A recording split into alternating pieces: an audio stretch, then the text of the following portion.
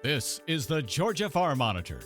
Since 1966, your source for state and national agribusiness news, and features for farmers and consumers about Georgia's #1 industry, agriculture.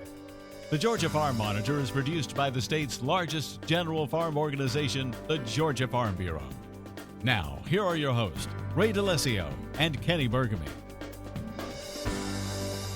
Welcome to this week's edition of the Georgia Farm Monitor. I'm Kenny Burgamy. As you can see, Ray DeLessio not here today. He's on assignment at the American Farm Bureau Federation's annual convention in Orlando. Yeah, and Kenny, this by far one of the biggest conventions we have seen in probably the last 16 years now. Coming up, Bob Stallman makes his final address as American Farm Bureau president, plus a really neat and interesting trip for Georgia Farm Bureau members here at the Kennedy Space Center. Highlights and reaction from the trip coming up. All right, Ray, also coming up on today's program, a preview of the 2016 Georgia General Assembly as lawmakers are back in Atlanta for the 40-day session. And then later, how one South Georgia farmer found a unique way to educate young students on the benefits of eating blueberries. These stories and more starting right now on the Georgia Farm Monitor. As many viewers know by now, this year's American Farm Bureau Convention was the last for the organization's outgoing president, Bob Stallman, who is retiring after 16 years at the helm. In his final address to members, Stallman took the time to thank everyone for their love and support over the years. He also echoed the challenges that farmers and ranchers face when government oversteps the limits of the law, and reminded attendees that the organization's struggles to overturn EPA's latest water policy was not yet over. If we're going to let the federal government dictate where we can and cannot farm, or cut trees, or build homes, or otherwise use the land for any productive economic activity, then this is not the land of liberty. It is not the country that our forefathers envisioned, nor is it a country that will be able to feed itself for very long. But I believe that Farm Bureau can and will continue to defend our ability to work the land for future generations. Farm Bureau is a great organization. Agriculture is a great industry, and the farmers and ranchers of this country are the greatest people in the world. Thank you for giving me the honor and privilege of serving as your president. God bless you all. It's been a fantastic 16 years. Keep the Farm Bureau fire burning. Also at this year's convention, a big honor for former Georgia Senator Saxby Chambliss. He was presented with American Farm Bureau's highest honor, the Distinguished Service Award. It's given annually to those individuals who've devoted their careers to serving agriculture. As chairman and ranking member of the Senate Agricultural Committee, Chambliss was a key author on 4 farm bills, crafting market-oriented programs and securing a valid safety net for farmers and ranchers through updated commodity titles and federal crop insurance. Well, during these annual conventions, the Georgia Farm Bureau staff takes great pride in going above and beyond for its members and making sure their trip is one to remember. But after last year's successful outing to the USS Midway in San Diego, organizers were wondering, how do we top that? They needed something off the radar, so to speak, something out of this world. As Ray DeLessio tells us, mission accomplished in Florida.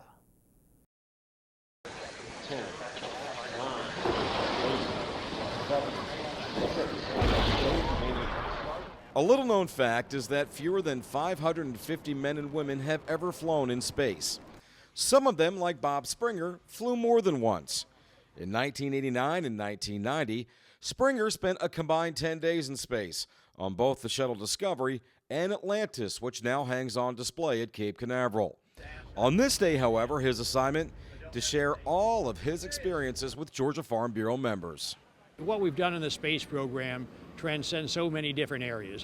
Today we're talking, some association with the agricultural things that we're doing with mechanization, with crop fertilization, all that from the space program actually applies to some of the things that the people here today are interested in. So there's just dozens, if not hundreds, of things that we can talk about and bring the reality of what we do in space back down here to Earth. Well, we started coming over here probably in the summertime, and we've made a couple trips down here just to sort of work out the final details. And again, the folks here at Kennedy Space Center have been really good to work with. So I've really enjoyed setting it up. I knew that our folks would really enjoy it. That was my third time seeing that reveal of the Space Shuttle Atlantis, and I got goosebumps the third time. And so, I knew folks would enjoy it, but there's a lot of planning that goes into it, but the folks here at Kennedy Space Center just made that really easy. In fact, GFB members were more or less treated like VIPs.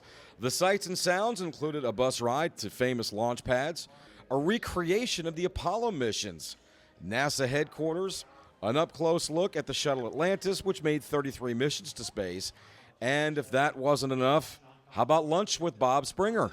We have a lot of county volunteers here with their families, and when we come to the National Convention, we like to take one day and try to show them the culture and the area that we go to at our conventions, and what a small reward we give back to them for all the hard work they've done all year long to promote agriculture and work for the county farm bureaus, because they're volunteers, and this is kind of a reward for them, and it's very rewarding to me as a leader of this organization to be able to walk around and watch them enjoy the sights and the people of Florida here, and we're just having an absolutely good time.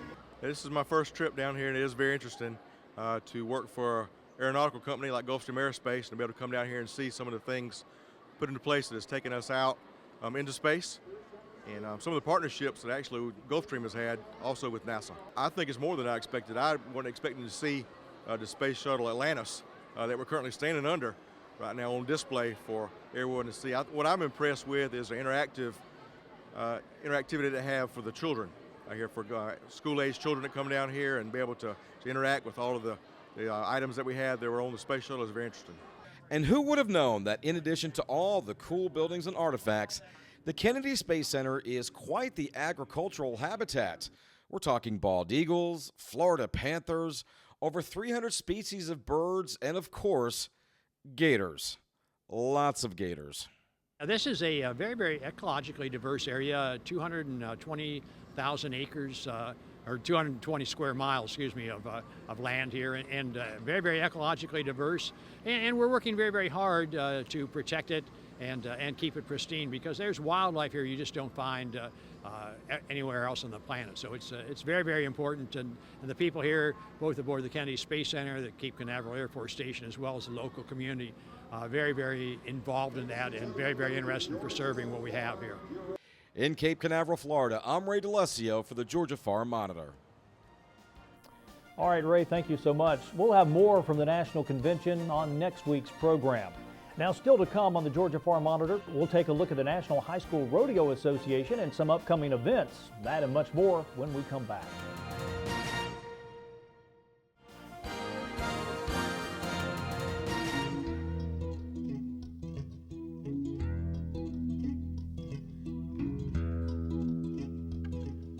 Hi, I'm Gerald Boyd. I am the security manager here at the Municipal Market, and we really love it here in downtown Atlanta when we have first visitors to the market, because it's steeped in such tradition and history.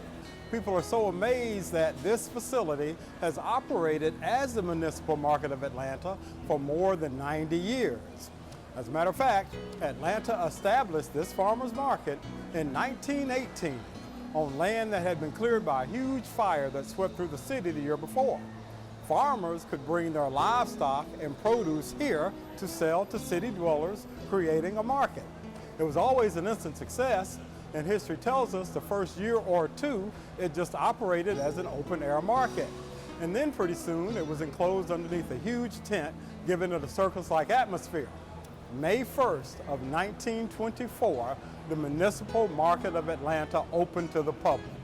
And at that time, this was the exact geographic center of Atlanta. And this truly became the place where everybody in Atlanta shopped on a regular basis. Now, at the market, you could find fresh meat and produce, all at that time either raised or grown in Georgia. But as Atlanta grew and the food industry changed, so did the market. And now, not only can you, of course, still get fresh meat produce, but there's also seafood, there's restaurants, there's specialty shops, there's meeting venues to support public functions. The Sweet Auburn Curb Market is Atlanta's only publicly held market, meaning that each vendor is independently owned and operated. As a matter of fact, We like to think of the market as a small business incubator for food entrepreneurs. Now, I personally have been coming here for years. Mama used to bring me here in the early 60s, and compared to then and now, it is truly like night and day. Up through the 50s and a little bit in the early 60s, they slaughtered meat downstairs. You know, one of the poignant things about the market that you always remember is that when you came in, God, it smelled of meat.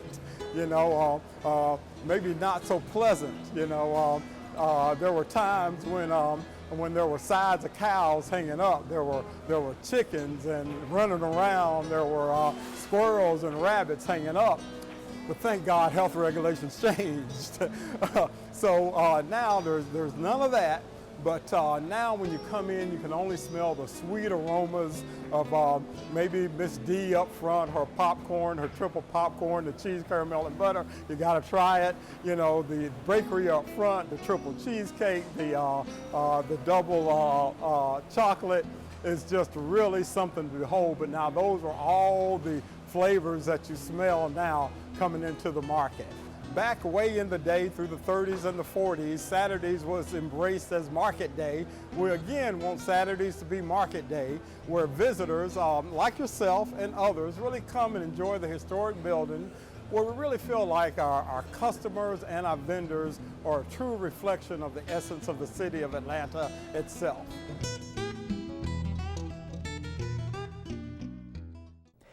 Georgia Farm Bureau's Legislative Department works hard year-round to make sure lawmakers hear the concerns of Georgia farmers. The Monitor's Mark Wildman has a report on some of the issues facing Georgia producers this legislative session and how Georgia Farm Bureau works for farmers under the Gold Dome. Most farmers in Georgia would rather be working in the fields than dealing with politics, but what goes on under the Gold Dome in Atlanta can greatly affect a Georgia farmer's business.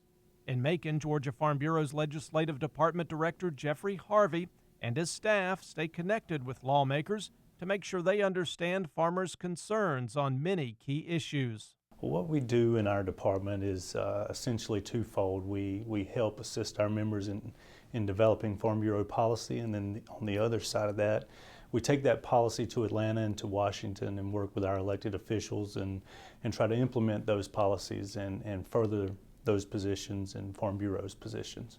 This year, like in years past, issues related to taxes, water, and natural resources are front and center.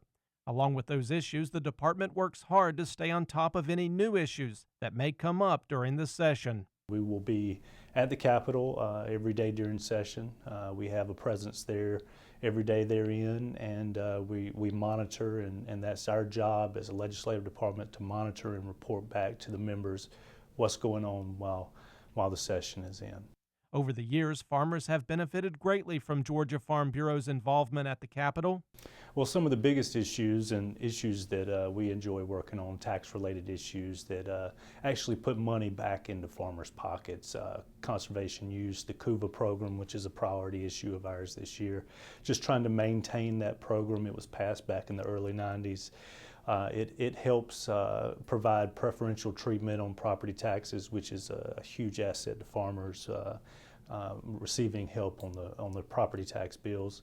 Other issues that are big is our GATE program, which is our sales tax exemption program, and that's an issue that we will also be working on this year and trying to help preserve that program and preserve it for years to come.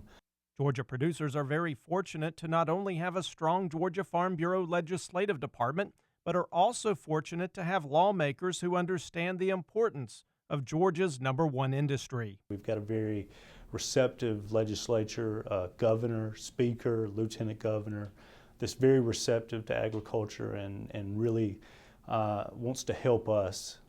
Unlike other states struggle with this, but in Georgia we've got a very farm-friendly environment. As the session continues, Georgia Farm Bureau will stay focused on making sure the organization's voice is heard, so producers can stay focused on their farming operations. For the Georgia Farm Monitor, I'm Mark Wildman. If you missed any part of Mark's story or others on today's show, you can still see them on our YouTube channel. That's the Georgia Farm Monitor. Once there, you can check out all the archives of stories that cover the past 6 years. And once you're done watching those stories, be sure you like the Georgia Farm Monitor Facebook page. You can leave story ideas or suggestions. Feel free to send us a message either on Facebook or at the following address. That is news@farm-monitor.com. Whether it's riding, roping, or wrangling that you're into, the National High School Rodeo Association is likely to have a sport for you. Damon Jones recently spoke to the organization's president and tells you about upcoming events and how students can get involved. It's barrels of fun for thousands of kids across the country as they participate in everything from bull riding to calf roping. It's an opportunity for kids of all ages to not only compete, but also learn to appreciate life on the farm. As for the organization that helps put all of this together, National High School Rodeo is an organization that promotes the Western lifestyle through rodeo. And by doing this, we make sure that students have an opportunity to showcase their talent in the rodeo world. We start in the junior high division and then we move up to high school. So we have opportunities for contestants from 6th grade through 12th grade. And really, it's the diversity of events that make this such a unique opportunity, as kids have a number of competitions to choose from. In fact, you don't even have to own a horse to get involved. If you have any interest in horses, look into it. There's things that like barrel racing and cutting. There's opportunities in a lot of different events. If you can't own a horse, there's opportunities to lease a horse. There's shooting sports, light rifle and shotgun that you can do. You can ride a bull without a horse. If you ride bucking horses, bareback or saddle bronc, we'll provide the horse for you at the rodeo. While the competition and prizes that can be won make this sport very attractive, it's not the only benefit these kids get out of participating. They have lifelong friends. There's scholarship opportunities. There's college rodeo teams that will pay a kid's way through school if they're a rodeo athlete and they're good enough. There's you learn responsibility. If you don't get out there and practice, you won't win. And the good news for kids that want to get involved in Georgia is that the biggest event of the year is coming back to the Southeast in 2016. It provides a chance to win the big prize without paying out a lot of travel expenses. The biggest thing for a person in the Southeast is that the junior high finals, they've been in New Mexico and Des Moines, Iowa for the last few years. This year they'll be in Lebanon, Tennessee.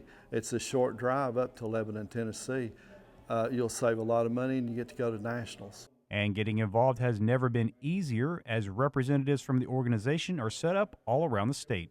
If you want to be involved in Georgia High School Rodeo Association, you just Google it. GeorgiaHighSchoolRodeo.com, that's our website. And then if you'll contact one of us, we'll hook you up with some people in your area. And for those wanting to give donations, all they have to do is pick up the phone. I would suggest that they contact Georgia High School Rodeo and tell them that you want to fund a scholarship. It can be in memory or in honor of somebody, and then each year we will give out probably $20,000 in scholarships, and we'll name a scholarship for you or that person. Reporting from Jekyll Island, I'm Damon Jones for the Georgia Farm Monitor. Coming up in minutes, we'll tell you about a book that was designed by a South Georgia Farm Bureau group meant to educate young school students about blueberries.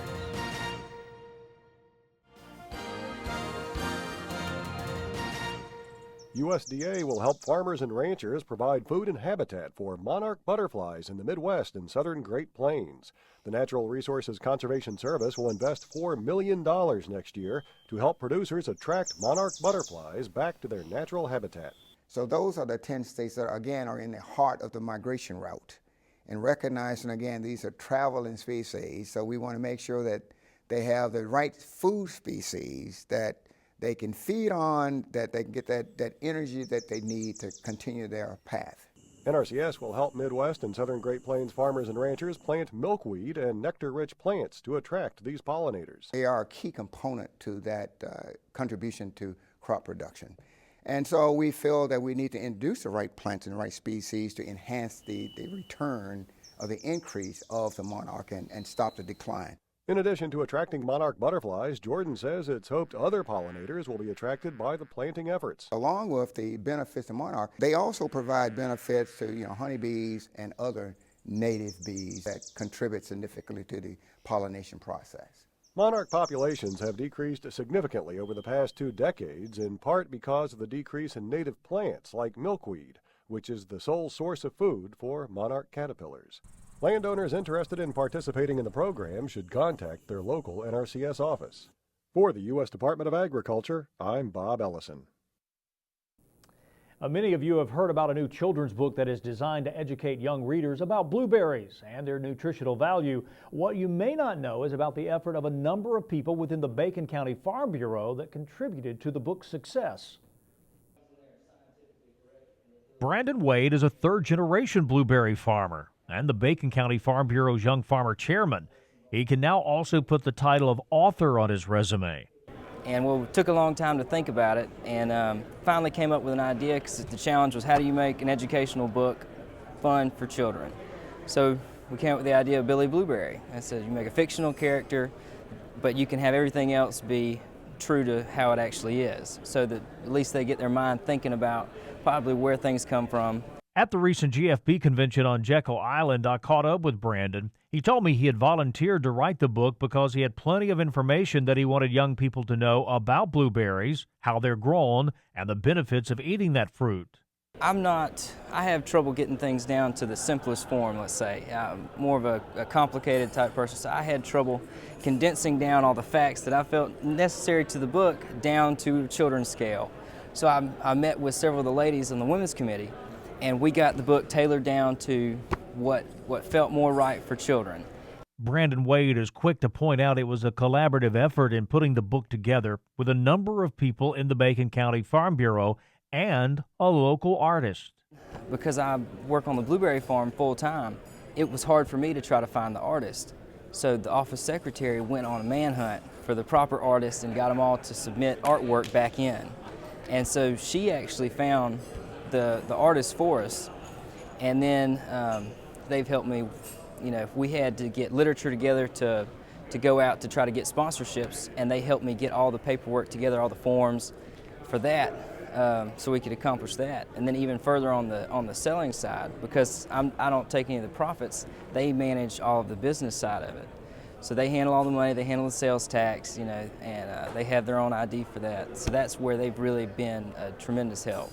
The UGA College of Ag and Environmental Sciences graduate said he gained knowledge of blueberries at a young age as he was being raised around his grandfather's 400-acre farm. That's a place he and his father have continued raising the berries and selling blueberry bushes to other growers. Georgia being the #1 state in blueberries now, production is huge. The other states are coming up with us just as fast.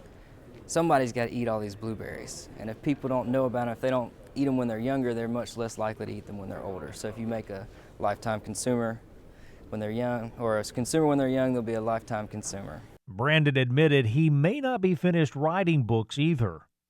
And a lot of that will depend on how well this book does, if we can get the funding to publish again, and if I can convince the artist to go another round, because he has a background in children's literature, but that's not his main business at the time. He's more of a freelance artist, and he works on anything from a handwritten poster to airbrushing a motorcycle. Well, that will do it for this week's edition of the Georgia Farm Monitor. For all the latest ag info regarding food, great recipes, and what's happening down on the farm, be sure and go to our Twitter, Facebook, and Pinterest pages. You'll stay informed and see what's up in the world of farming plus here on the Farm Monitor Show. Take care. We'll see you next week right here on the Georgia Farm Monitor.